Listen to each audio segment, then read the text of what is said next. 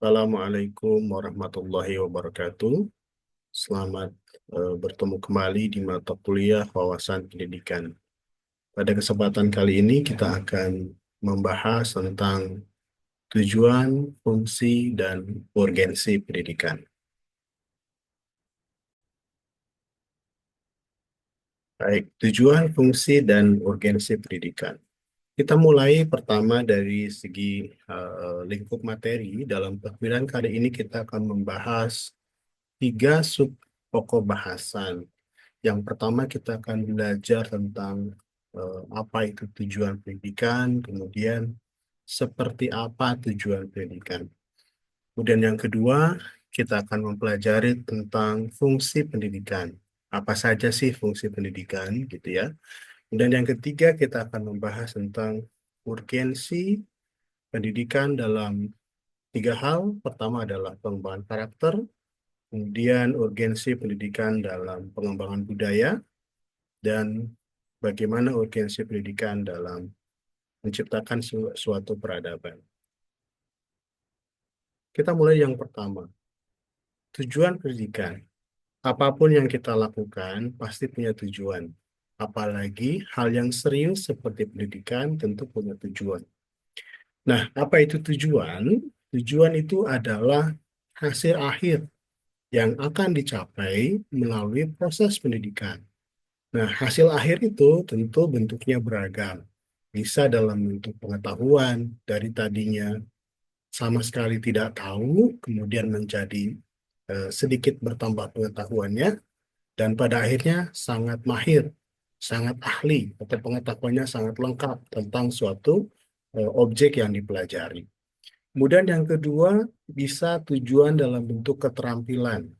Misalnya terampil membuat sesuatu, gitu ya. Misalnya kita ambil contoh adalah SMK, ya. Anak anak SMK, misalnya anak SMK otomotif, anak lulusan SMP, begitu masuk ke SMK otomotif, pasti belum bisa apa-apa. Belum tahu mungkin yang namanya busi, yang namanya karburator tuh nggak tahu. Tapi begitu masuk ke SMK, ambil jurusan atau keahlian otomotif, maka mulai mengenal mana busi, mana karburator, mana klep, mana ring sehat, dan lain-lain. Sampai pada akhirnya, begitu lulus SMK, siswa tersebut bisa memperbaiki motor yang rusak, ya, atau bisa memasang mesin dan hal-hal lainnya. Keterampilannya dari tadinya nol sama sekali tidak bisa sampai mahir. Jadi tujuannya keterampilan. Berikutnya, bentuk tujuan bisa juga dalam bentuk sikap. Sikap ya, sikapnya terhadap sesuatu. Misalnya ketika kita kecil, mungkin kita tidak punya sikap empati kepada orang lain. Tetapi ketika belajar di TK misalnya, kita sudah dikenalkan tentang bagaimana berempati. Ketika ada teman yang sakit, guru mengajarkan bagaimana kita bersikap ketika ada teman yang sakit. Gitu. Misalnya bersikap untuk mendoakan, ya. Kemudian merasa sedih ketika teman tidak masuk karena sakit dan seterusnya. Nah, sikap itu muncul, sikap itu tumbuh, sikap itu dikembangkan melalui proses pendidikan. Sehingga setelah selesai satu fase pendidikan, maka sikap tersebut sudah muncul, sudah menjadi habit dari orang tersebut, gitu. Nah, termasuk juga nilai-nilai apa yang ditanamkan pada peserta didik. Kita ambil contoh misalnya, bagaimana kita melihat semangat bela negara pada orang yang dididik di militer. Misalnya ada lulusan SMA masuk ke akademi militer. Nah, pasti begitu lulus itu, ya kecintaannya pada tanah air, jiwa patriotismenya, pemberaninya, rela berkorban untuk bangsa dan negaranya, itu akan berbeda dengan lulusan SMA yang tidak sekolah di sekolah militer seperti itu. Jadi, nilai-nilai juga ditanamkan melalui proses pendidikan. Jadi, setelah selesai pendidikan, nilai apa yang akan tertanam dan seterusnya. Atau kita contohkan misalnya bagaimana orang yang di pesantren. Pas masuk pesantren mungkin nilainya nilai-nilai keislamannya itu masih belum menjadi terinternalisasi dalam dirinya. Tapi sholat suka terlambat gitu ya. Kadang-kadang lupa sholat dan seterusnya. Tapi begitu nanti lulus pesantren, ya nilai itu sudah tertanam, maka belum sebelum azan aja sudah di masjid. Nah, kemudian sholat selalu berjamaah dan seterusnya. Nah, itu eh, contoh penanaman nilai dalam pendidikan dan itu menjadi tujuan pendidikan. Nah, tujuan pendidikan eh, ada banyak ragam istilah yang digunakan untuk menyebut sebuah tujuan. Ya, dalam bahasa Inggris itu ada aims, ada goals, ada objective, ada purposes. Ya. Nah, ini semuanya bicara tentang tujuan. Tapi kita coba bedah satu-satu. Kita mulai dengan aims. Aims itu adalah tujuan yang sifatnya sangat umum. Ini bentuknya pernyataan ideal, filosofis, atau visi besar pendidikan suatu negara. Itu aims. Ya. Nah, pernyataannya itu sangat abstrak, agak sulit untuk diukur, ya. Kemudian jangka panjang, ya, dan sulit kadang-kala agak sulit untuk dilihat ini seperti apa konkretnya nanti, gitu. Nah, fungsinya ini untuk menjadi arah dan dasar filosofi sistem pendidikan suatu negara. Contohnya misalnya contoh tujuan umum ini atau contoh aims itu adalah membentuk manusia Indonesia seutuhnya yang beriman, berilmu, dan berakhlak mulia. Kalimat ini sangat filosofis, kemudian sangat abstrak, agak susah kita untuk mengukurnya karena sifatnya masih sangat filosofis, sangat besar. Contoh, beriman. Bagaimana kita mengukur seseorang itu beriman? Apakah hanya cukup dengan bilang syahadat gitu atau pengakuan tentang iman itu sudah dicatatkan beriman?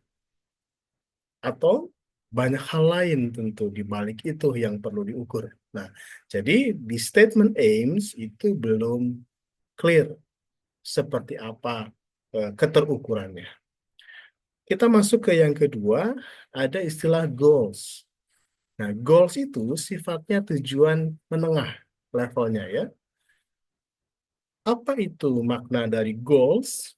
Penjabaran dari aims menjadi pernyataan yang lebih spesifik.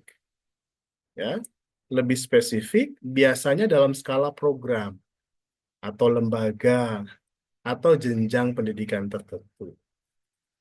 Misalnya, lembaga Universitas Negeri Jakarta itu punya tujuan.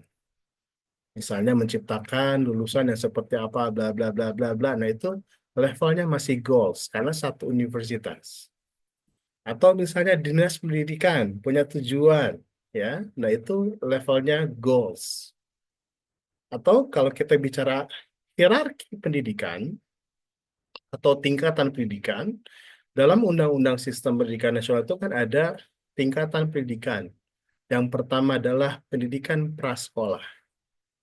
Dari mulai eh, daycare, gitu ya, kemudian playgroup sampai TK gitu. Nah, itu ada tujuannya. Setelah lulus level TK, level prasekolah, siswa tuh bisa apa? Nah, itu adalah goals, ya. Itu adalah goals. Kemudian setelah jenjang prasekolah, masuk ke level berikutnya, jenjang pendidikan dasar. Jenjang pendidikan dasar itu ada SD dan ada SMP. Nah, di SD goals-nya apa? Di SMP goals-nya apa? Setelah itu masuk lagi pendidikan menengah. Nah, pendidikan menengah banyak ragamnya. Ada sekolah umum yang SMA itu ya. Ada juga sekolah kejuruan yang SMK. SMK juga banyak jenisnya. Ada SMK kelompok bisnis. Di situ seperti manajemen, akuntansi, kemudian perkantoran gitu ya. Itu kategorinya adalah SMK bidang bisnis. Kemudian ada juga misalnya SMK yang bidangnya eh, manufaktur, industri dan manufaktur, ya seperti ada teknik mesin, ada teknik elektro, ada teknik otomotif, ya. Kemudian ada teknik komputer, komputer juga ada yang jaringan dan segala macam. Kemudian ada juga SMK kreatif, seperti ada SMK animasi jurusannya ya. Itu yang bisa membuat film-film animasi. Sekarang yang lagi ini adalah Jumbo ya, seperti itu ya output-outputnya. Dan kemudian komunikasi visual dan banyak sekali jurusan-jurusan SMK di bidang industri kreatif. Kemudian juga ada SMK di bidang seperti boga gitu ya, atau hospitality, perhotelan juga ada. Jadi di level tertentu, di level pendidikan menengah, kejuruan dengan pendidikan umum aja goals-nya beda. Kalau pendidikan umum tujuannya adalah menyiapkan pengetahuan, keterampilan, dan sikap untuk melanjutkan ke jenjang pendidikan yang lebih tinggi. Makanya di SMA belajarnya lebih pure science gitu. Ada fisika, kimia, dan lain-lain. Agar apa? Agar nanti pada saat masuk ke kampus, ke jenjang pendidikan perguruan tinggi, punya basic keilmuan untuk belajar lebih tinggi. Jadi lulusan SMA tujuannya bukan untuk bekerja, tapi lulusan SMA tujuannya adalah untuk melanjutkan ke jenjang pendidikan yang lebih tinggi. Nah, kalau SMK, orientasinya adalah bekerja. Makanya ketika eh, pembelajaran lebih banyak praktek. Yang jurusan otomotif, belajarnya praktek eh, mengenal apa kendaraan ya otomotif, baik roda dua maupun roda empat. Kemudian bisa memperbaiki ya, bagaimana memperbaiki motor, bagaimana memperbaiki mobil dan seterusnya. Kemudian selama pendidikan juga ada magang. Magangnya juga di industri otomotif. Mungkin ada yang di pabrik pembuatan motor, mungkin ada yang di bengkel, dan lain-lain. Itu dalam rangka apa? Dalam rangka mendekatkan keterampilan yang dibentuk selama pendidikan dengan tuntutan pekerjaan. Tujuannya apa? Agar begitu lulus, langsung bisa diterima di tempat kerja. Karena skillnya sudah sama levelnya dengan yang dibutuhkan oleh perusahaan. Itu tujuannya SMK. Beda dengan SMA. Nah, kemudian berikutnya ada yang disebut dengan objektif. Ya, objektif. Apa itu objektif? Itu adalah tujuan yang sifatnya sudah sangat khusus. Nah, tujuan ini biasanya ada dalam tujuan pembelajaran. Jadi pernyataannya sangat spesifik. Apa yang harus dicapai oleh peserta didik dalam proses belajar. Bisa satu pertemuan, dua pertemuan, atau tiga pertemuan.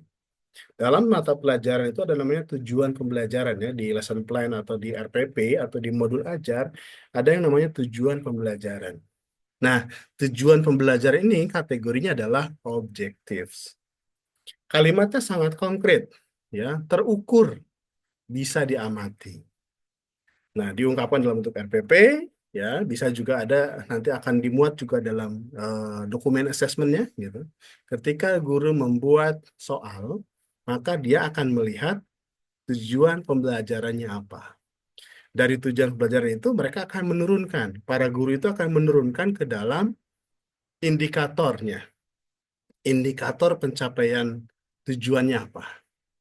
Atau dalam kurikulum Merdeka disebutnya dengan KKTP, kriteria ketercapaian tujuan pembelajaran. Apa kriterianya? Gitu. Dari tujuan itu. Nah, kriteria itu yang akan menjadi dasar dalam membuat alat ukur atau instrumen evaluasi. Nah, contoh objektif, misalnya, setelah pembelajaran, siswa dapat menyebutkan 5 tokoh paling penting dalam sejarah kemerdekaan. Nah, bisa diamati kan, apakah siswa bisa menyebutkan 5 tokoh itu dengan benar atau tidak? Sangat bisa diamati. Jadi tujuannya itu sangat spesifik, ya, sangat clear dan mudah untuk diukur. Nah, terakhir ada yang namanya purposes, ya, purpose. Apa itu? Maksud atau alasan atau penggerak. Jadi maknanya adalah purpose ini adalah alasan mendasar atau motivasi mengapa suatu kegiatan pendidikan dilakukan. Kalimatnya sangat filosofis. Jadi ini agak sedikit berbeda dengan tiga yang lainnya karena ini bicaranya adalah alasan. Alasan untuk apa gitu ya. Bersifat motivasional dan fungsional. Ya, fungsinya menjelaskan mengapa kegiatan pendidikan penting atau relevan. Ini sebagai contoh ya. Kenapa ada mata pelajaran pendidikan kewarganegaraan? Nah, ini kalimat purpose-nya adalah pendidikan kewarganegaraan diberikan dengan tujuan menanamkan rasa cinta tanah air dan tanggung jawab sosial. Oke, jadi kita sudah mengenal ada istilah-istilah yang terkaitan dengan tujuan pendidikan, sekilas seperti sama, tapi sebenarnya berbeda detailnya. Berikutnya, kita akan belajar tentang apa saja sih tujuan pendidikan itu, gitu ya. Ini secara hierarki saya jelaskan bahwa tujuan pendidikan dimulai dengan tujuan pendidikan nasional. Ini yang termuat dalam Undang-Undang Sistem Pendidikan Nasional.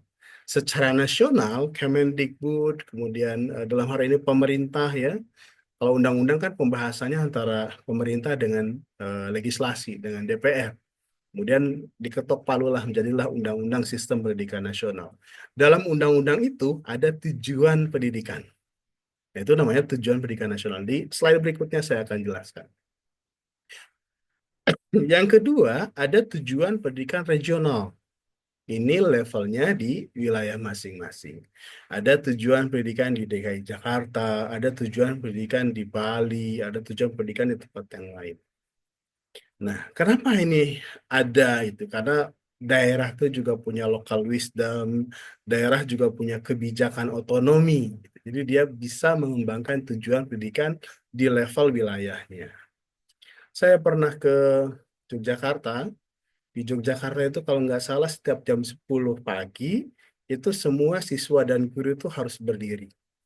Semua warga sekolah, siswa, guru, kepala sekolah, berdiri kemudian menyanyikan lagu Indonesia Raya. Hal yang sama juga berlaku di Bali. Jadi saya pernah ke Bali, ada waktu itu kunjungan ke sekolah, ternyata berlaku sama. Baik dalam kondisi apapun, dalam kondisi saya ada tamu atau nggak ada tamu, mohon izin di jam sekian berdiri semua, kemudian menyanyikan lagu Indonesia Raya. Nah, tapi di Jawa Barat saya nggak menemukan itu. Tapi di Jawa Timur mungkin nggak ada. Ya, masing-masing daerah punya perbedaan. Dan praktik perbedaan itu bisa diawali dari tujuan pendidikan di level regionalnya seperti apa. Termasuk juga pakaian adat, gitu ya. Misalnya seperti di Jakarta, wajib pakai pakaian adat Jakarta, pakai encim dan kebaya dan lain-lain, gitu ya. Nah, itu juga bagian dari tujuan pendidikan nasional, regional wilayah itu. Kemudian berikutnya adalah tujuan pendidikan institusional. Institusional itu institusi. Tujuan di sini adalah tujuan pendidikan yang dirumuskan dan berlaku pada institusi pendidikan tertentu, pada lembaga pendidikan tertentu. Setiap satuan pendidikan, sekolah, lembaga pelatihan, lembaga kursus itu pasti punya tujuan. Universitas punya tujuan. Nah, itu namanya tujuan pendidikan institusional. Berikutnya, ada juga level berikutnya tujuan kurikuler. Ya, apa itu tujuan kurikuler? Tujuan kurikuler adalah tujuan mata pelajaran. Kenapa di SD diajarkan IPAS? Ya, nah sekarang namanya IPAS ya untuk di SD. Ilmu Pengetahuan Alam dan Sosial. Ya, IPA dan IPS disatukan jadinya IPAS. Gitu. Kenapa diajarkan matematika? Apa sih tujuan diajarkan matematika? Nah, itu namanya tujuan kurikuler. Nah, di sekolah tentu ada banyak mata pelajaran, ya, dan setiap mata pelajaran punya tujuan. Itu yang disebut tujuan kurikuler. Nanti contohnya saya jelaskan di slide berikutnya. Berikutnya ada tujuan instruksional atau tujuan pembelajaran. Nah, ini tujuan yang akan dicapai dalam satu, dua, atau tiga pertemuan ya dalam pembelajaran di dalam kelas. Nah, ini yang saya maksud tadi sebagai tujuan pendidikan nasional. Ini tercantum dalam Undang-Undang Sistem Pendidikan Nasional. Di sini disebutkan, ya, tujuan pendidikan adalah untuk berkembangnya potensi peserta didik agar menjadi manusia yang beriman. Tadi kembali lagi ya, filosofis, sulit diukur, masih abstrak. Iman tuh kayak apa? Iman agama Buddha, iman agama Nasrani, iman agama Islam, beda. Gimana keterukurannya? Belum terbayang di sini. Karena levelnya tujuan pendidikan nasional. Bertakwa kepada Tuhan Yang Maha Esa. Apakah iman dengan takwa itu bisa dipisahkan? Atau takwa itu bagian dari iman? Atau takwa itu konsekuensi dari iman? Jadi kalau takwanya diukur, ngapain imannya diukur lagi? Gitu. Nah, itu filosofis banget ya. Nah, kemudian berakhlak mulia. Nah, apakah yang beriman dan bertakwa nggak cukup untuk membingkai akhlak mulia? Nah, ini juga filosofis ya. Jadi agak sulit diukur di sini. Kemudian sehat. Nah, sehatnya kayak apa? Nggak kelihatan di sini ya. Nggak bisa kelihatan keterukurannya. Berilmu, cakap, dan seterusnya sampai bertanggung jawab. Kalimat ini masih sangat filosofis, kalimat ini masih sangat abstrak, kalimat ini masih belum bisa diukur, ya, karena ini sifatnya eh, filosofis, levelnya nasional. Berikutnya, nah tujuan regional, ini saya kutip dari Renstra Dinas Pendidikan Provinsi DKI Jakarta. Apa tujuan pendidikan di DKI Jakarta? Pembangunan pendidikannya seperti apa? Nah ini, ya.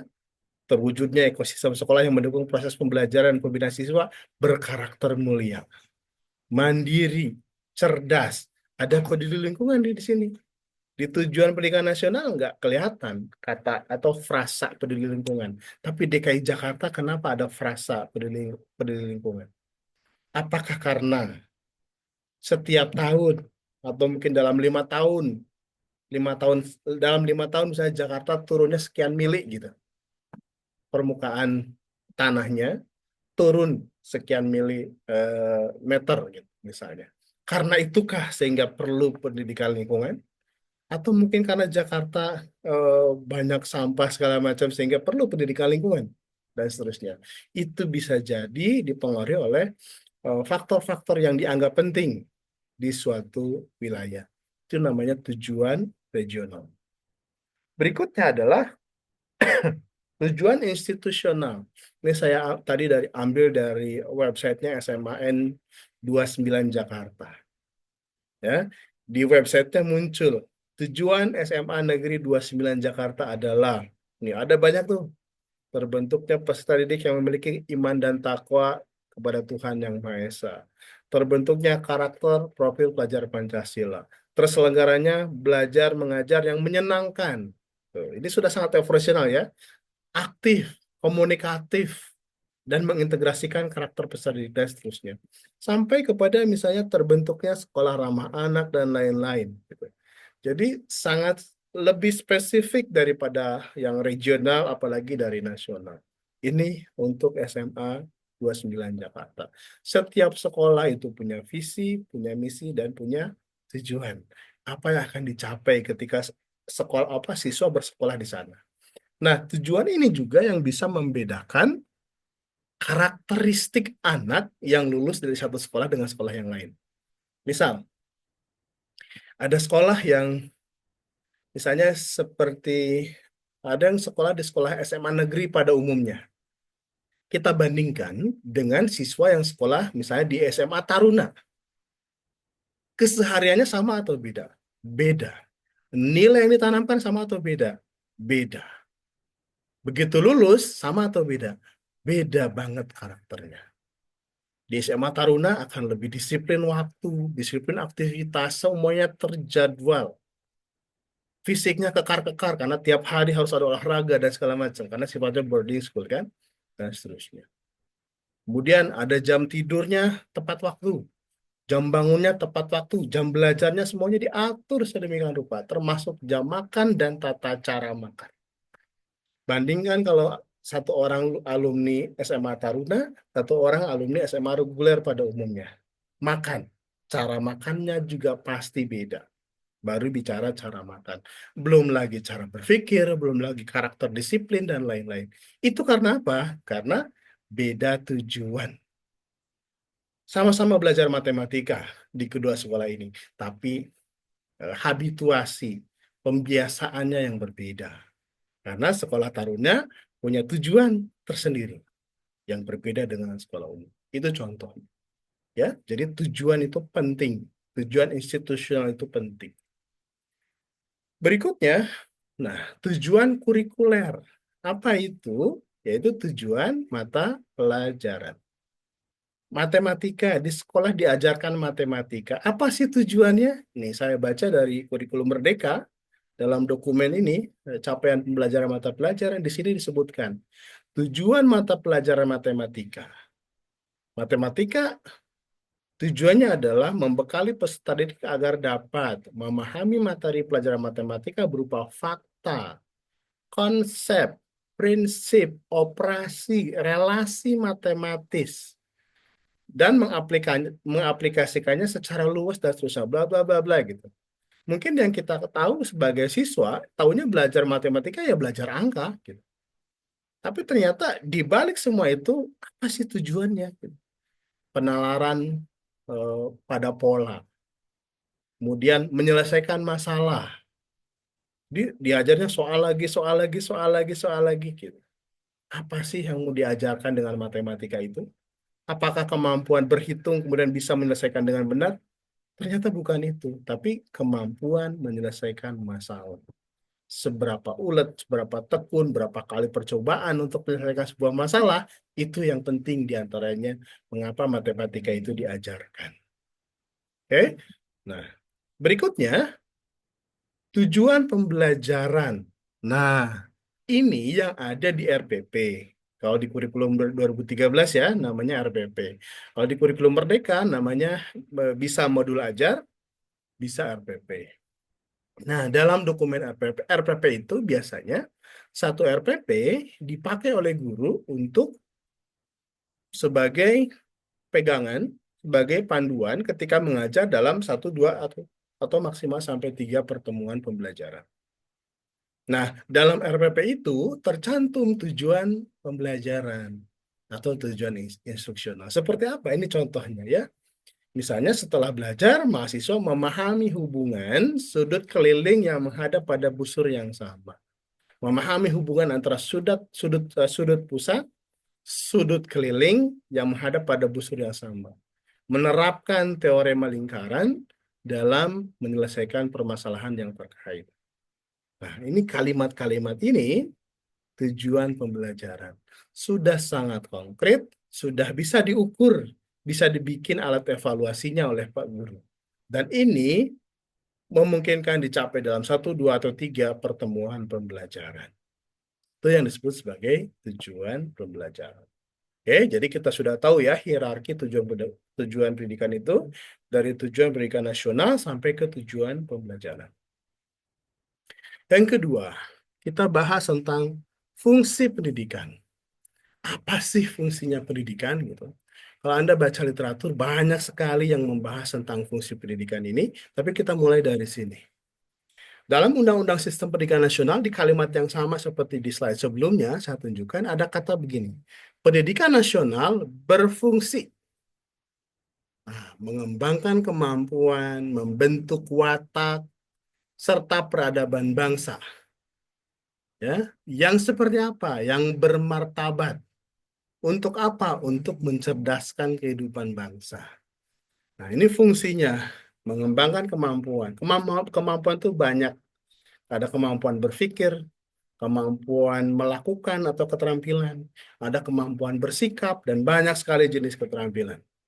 Membentuk watak karakter, ya, karakter positif dalam diri orang. Itu fungsi pendidikan. Kemudian mewujudkan peradaban.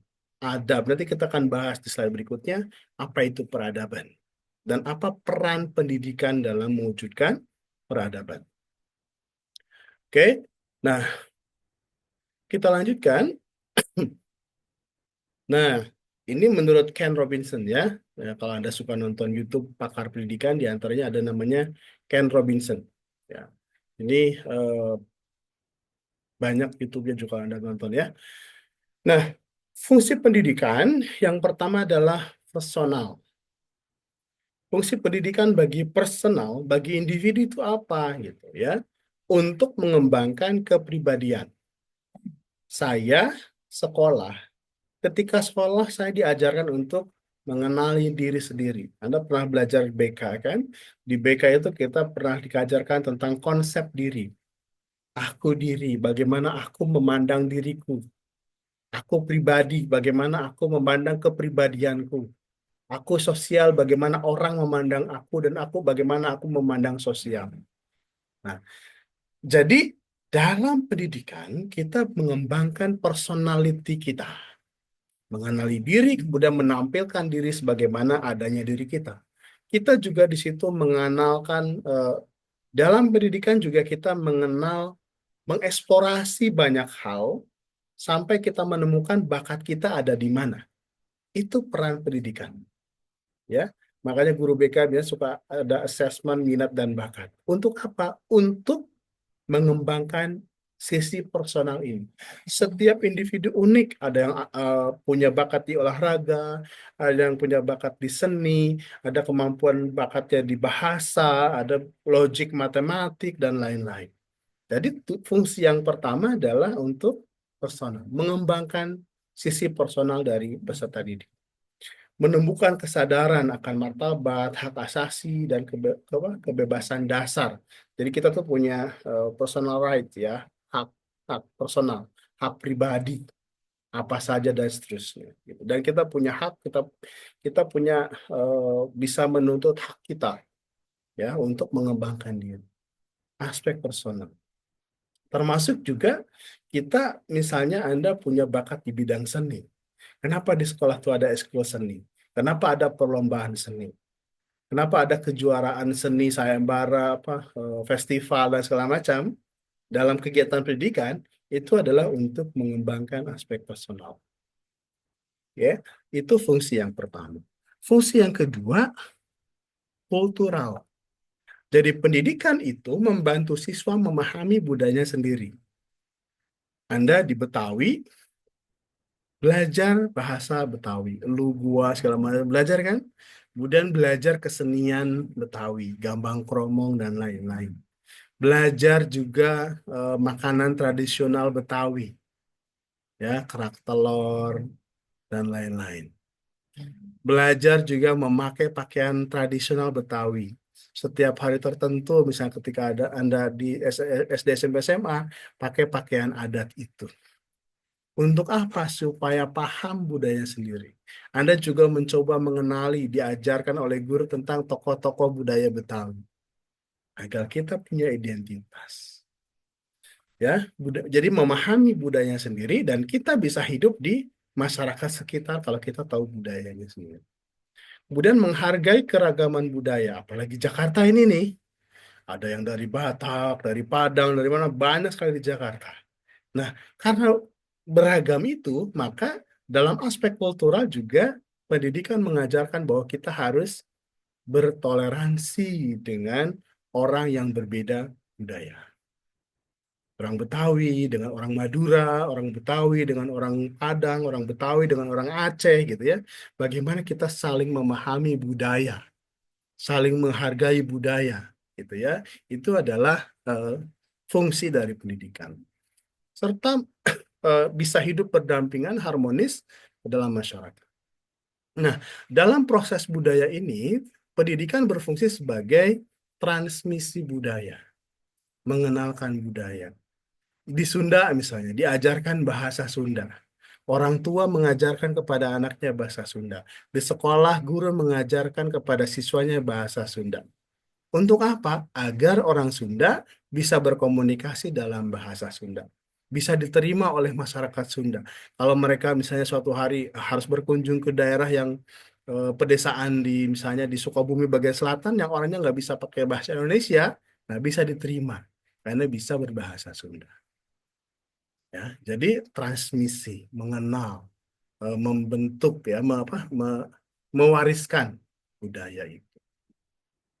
Selain itu juga dalam konteks yang lebih progresif, ya, pendidikan ini juga berfungsi untuk mengembangkan budaya. Kalau dulu misalnya angklung tuh baru hanya angklung aja gitu, yang dari bambu. Tapi kemudian orang tuh berpikir suara yang sama bisa dihasilkan dengan gadget, bikinlah aplikasi yang bisa menyerupai suara angklung. Jadi angklung versi Android. Itu juga fungsi pendidikan. Jadi mengembangkan budaya. Jadi pendidikan itu tidak hanya sekedar untuk mewariskan budaya, tapi juga mengembangkan budaya. Artinya menciptakan budaya-budaya baru. Nah, dulu kalau kita mau silaturahim harus ketemu.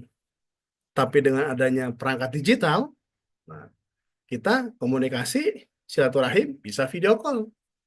Dan itu sudah dianggap sopan untuk sekarang. Nah, itu budaya digital. Zaman dulu nggak ada istilah budaya digital.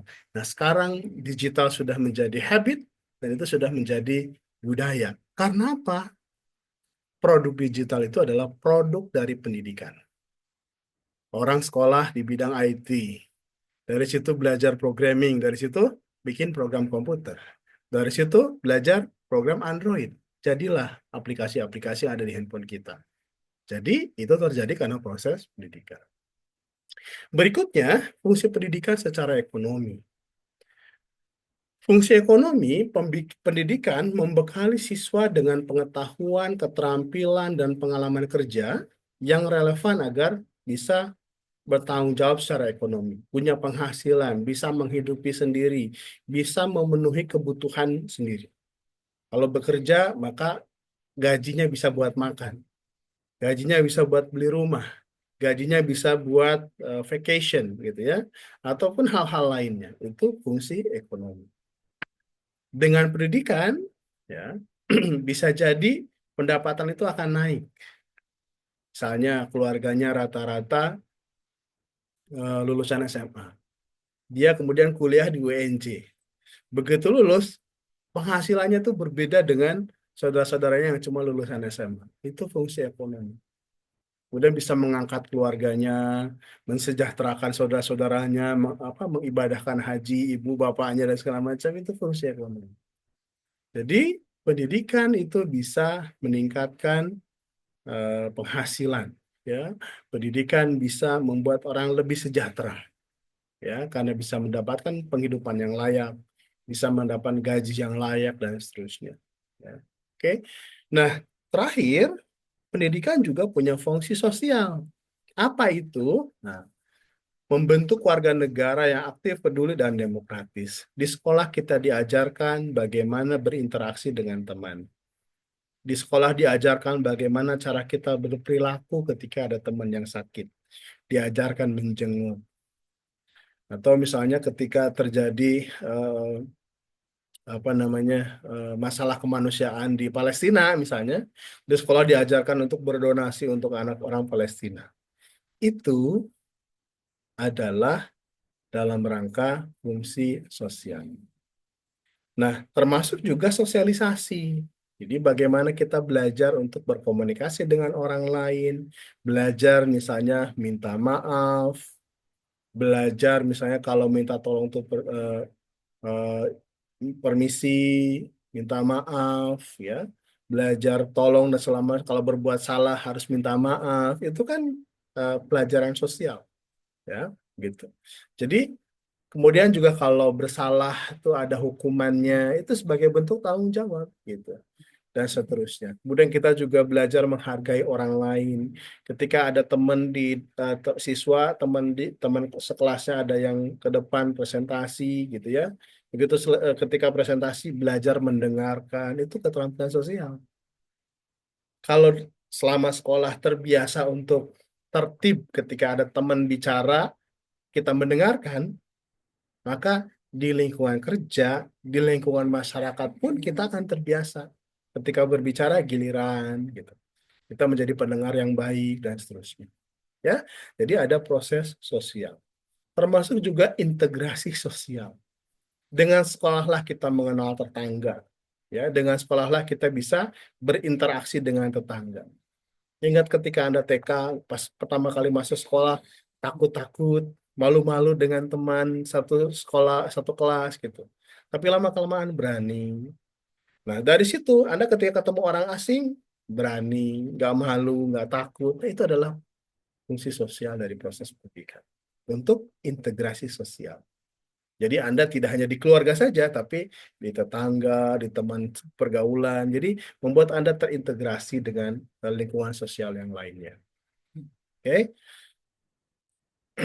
Nah, itu adalah fungsi pendidikan. Kita lanjutkan ke urgensi pendidikan. Pertama, urgensi pendidikan bagi pengembangan karakter. Nah, ini definisi karakter menurut Thomas Likona ya. Jadi kalau Anda cari di internet ya atau di buku-buku pendidikan karakter, pasti Anda akan menemukan yang namanya Thomas Likona. Thomas Likona itu adalah salah satu penulis yang menurut saya paling terkenal tentang pendidikan karakter di referensi internasional.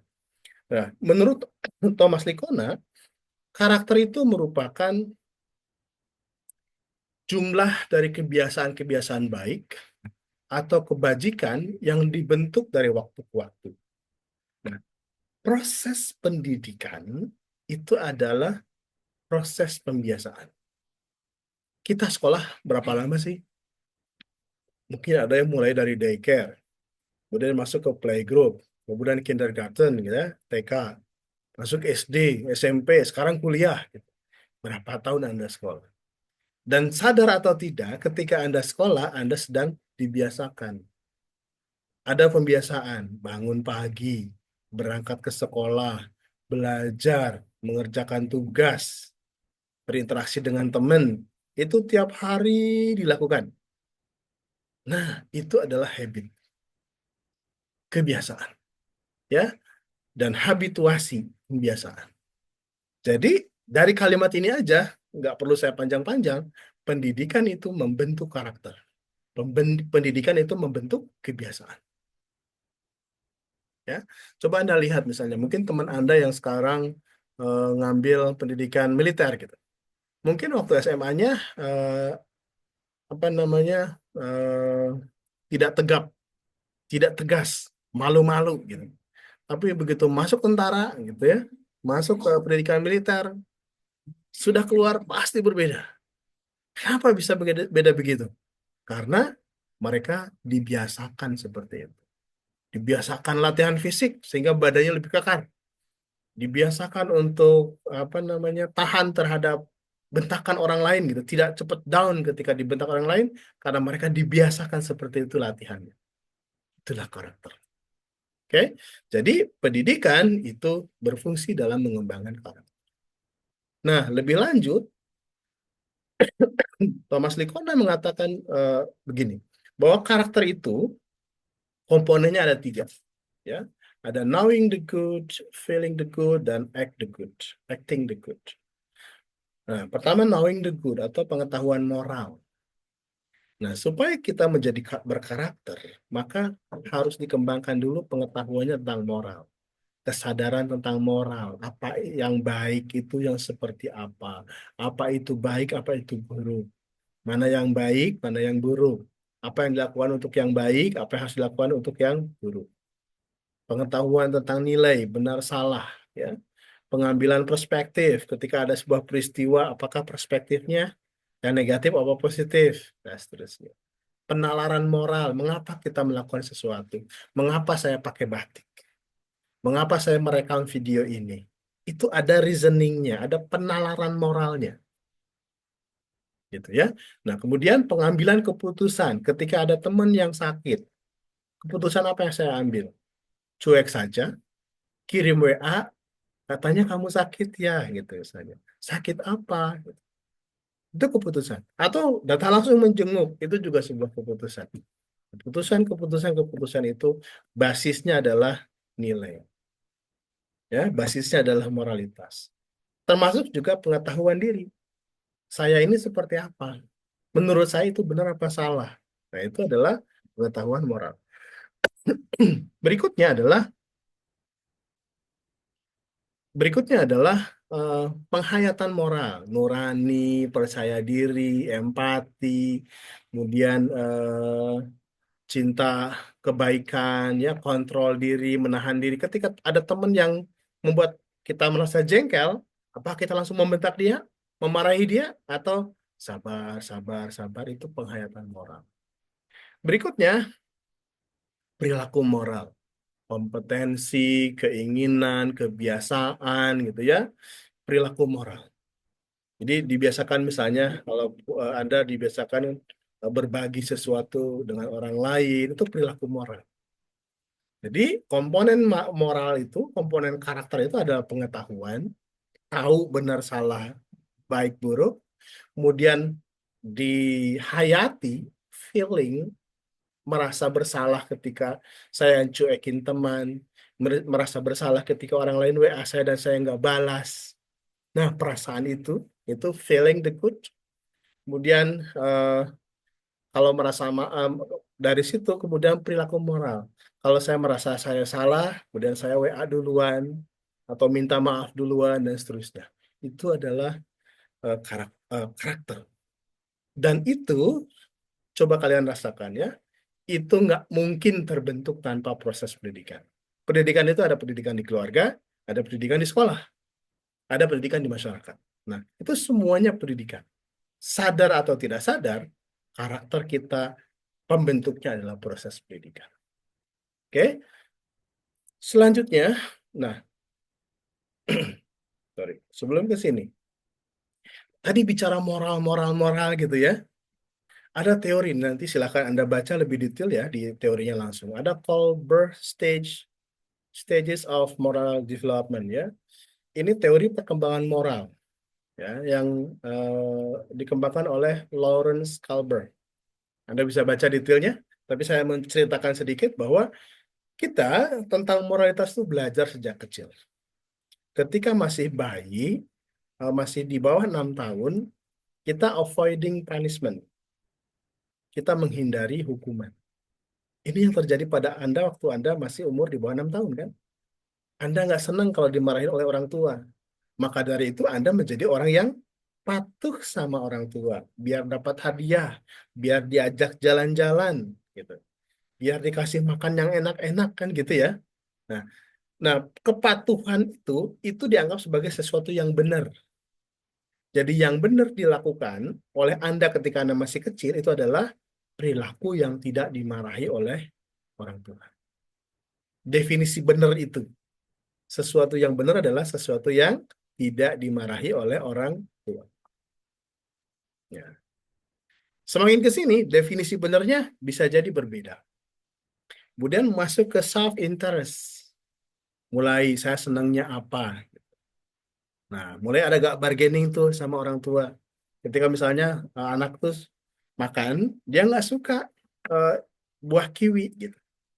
Maka sedipaksa apapun sama orang tua, dia tetap nggak suka. Gitu. Nah, artinya sudah ada interest sendiri. Nah, jadi menurut dia, makanan yang ada di rumah itu yang benar adalah makanan apapun selain buah kiwi. Karena sudah ada interest pribadi. Kalau saya nggak suka buah kiwi. Dan saya suka yang lainnya. Misalnya, ya, anak itu sukanya melon.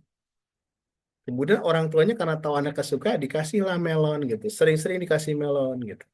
Maka dia akan memandang itu sebagai sebuah moralitas. Oke. Kemudian berikutnya ada good boy attitude, ada law and order morality gitu ya. Jadi semakin ke atas masuk ke fase convention, kesepakatan. Jadi sesuatu yang dinyatakan bermoral itu sesuatu yang convention. Di sekolah ada aturan, tata tertib sekolah. Ya. Kemudian Anda ikutin aturan itu. Anda nggak mau melanggar aturan karena nanti dapat poin poin hukuman sekian dan segala macam gitu. Anda ingin jadi good boy. Gitu. Nah itu sedang masuk ke pandangan moral yang kedua. Di sekolah ada aturan dan Anda begitu masuk ke sekolah itu saya setuju dengan aturan itu. Makanya saya patuh dengan aturan itu. Itu namanya convention. Gitu. Jadi bukan hanya sekedar menghindari hukuman, tapi saya menyetujui aturan ini dan saya menjalankan aturan ini, gitu. Ya, itu fase convention. Fase yang paling atas adalah post convention. Nah, ini terkait dengan kontrak sosial apa yang disepakati oleh sosial lingkungan sosial Anda. Dan yang paling tinggi adalah prinsip.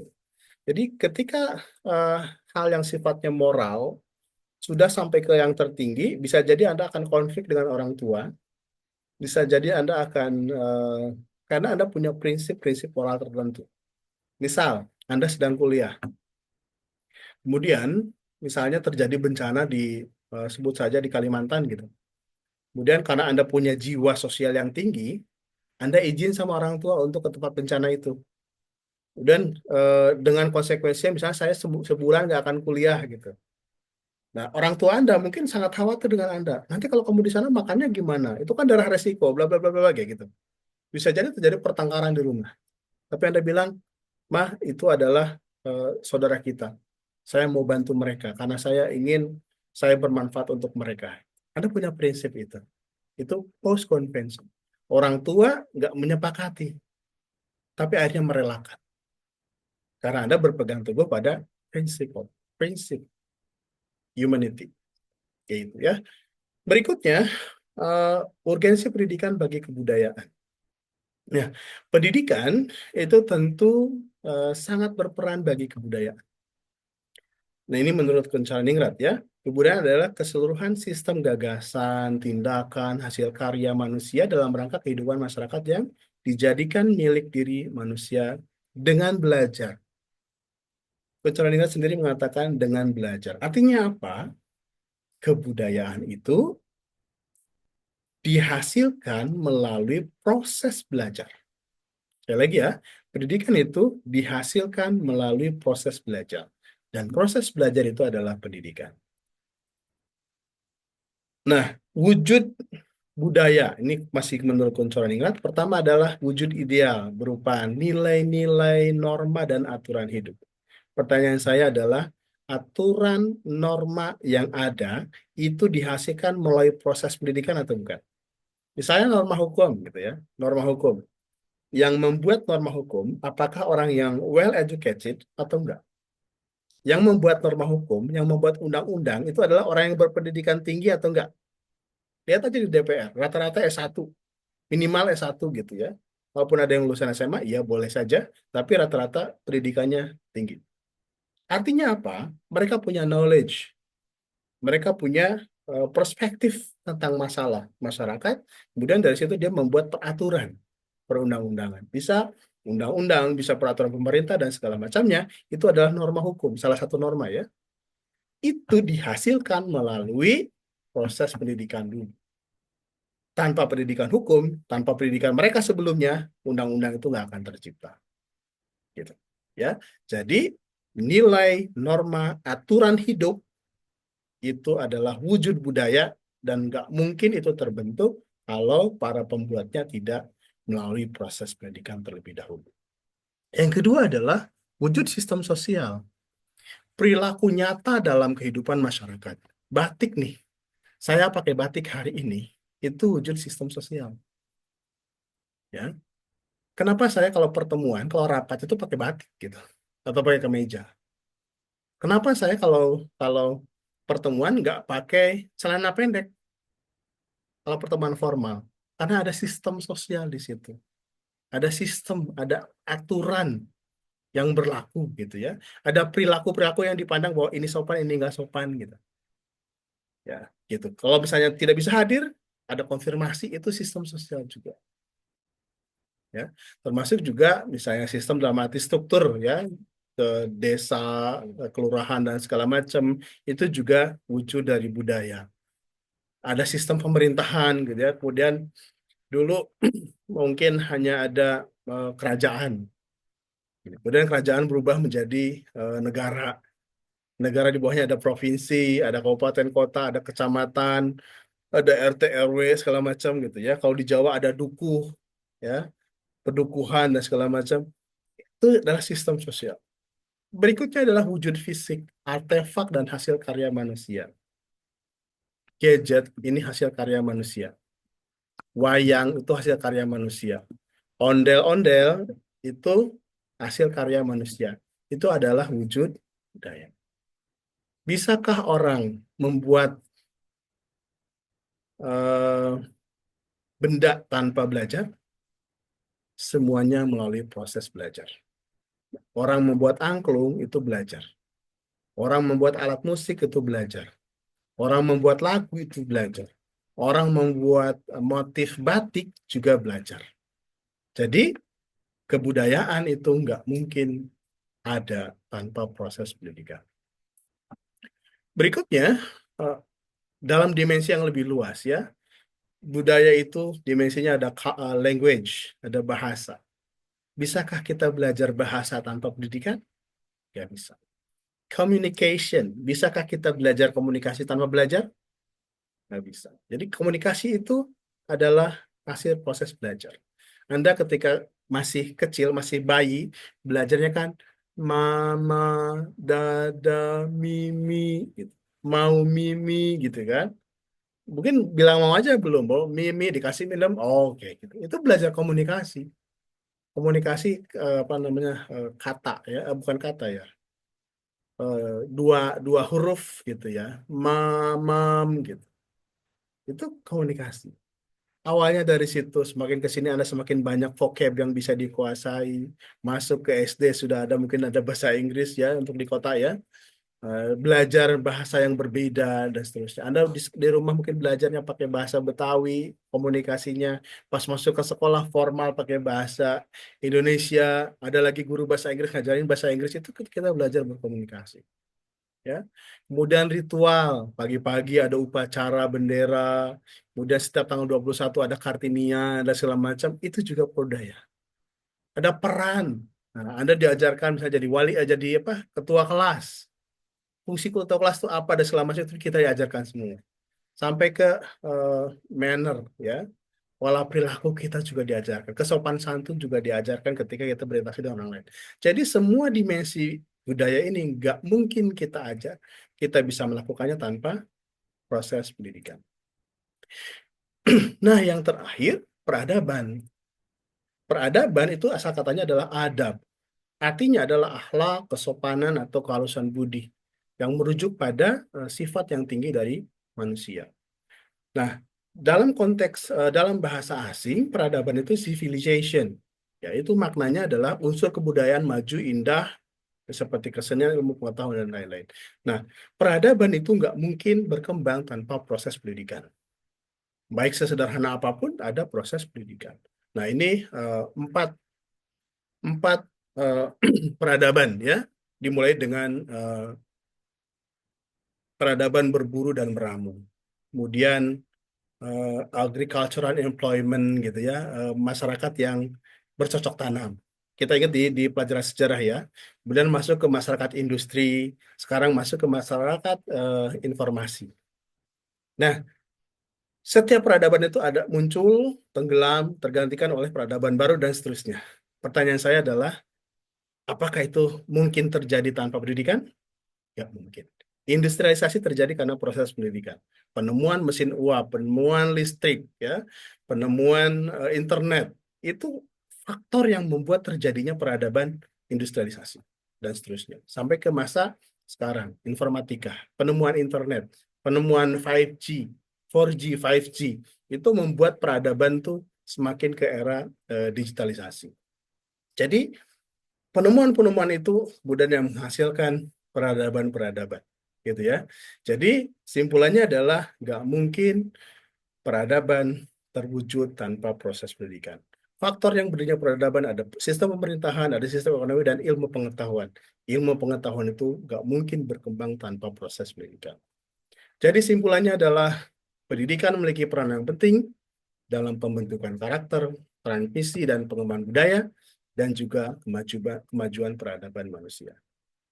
Oke, saya kira itu untuk pertemuan hari ini. Kita sudah bahas tentang tujuan, fungsi, ya, dan peran pendidikan dalam membentuk karakter, kemudian kebudayaan, dan membangun peradaban. Terima kasih, mudah-mudahan video ini bermanfaat bagi Anda. Kita ketemu di pertemuan berikutnya. Assalamualaikum warahmatullahi wabarakatuh.